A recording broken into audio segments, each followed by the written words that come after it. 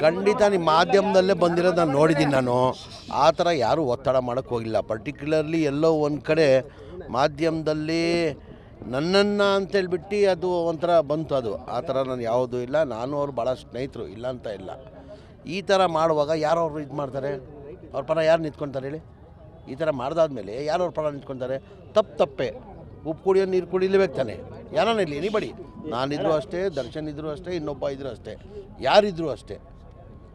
ಕಾನೂನು ಸುಮ್ಮನೆ ನನ್ನ ಹೆಸರು ನೇರವಾಗಿ ಹೇಳಿಲ್ಲ, ನೀವೆಲ್ಲ ಇಂಡೈರೆಕ್ಟ್ ನನ್ನ ಹೇಳ್ದಂಗೆ ಕಾಣ್ತದೆ, ಅನಿಸ್ತು. ನನ್ನ ಹೇಳ್ತಾ ಇದ್ದೀರಾ, ಆ ಥರ ಯಾವುದೂ ಇಲ್ಲ.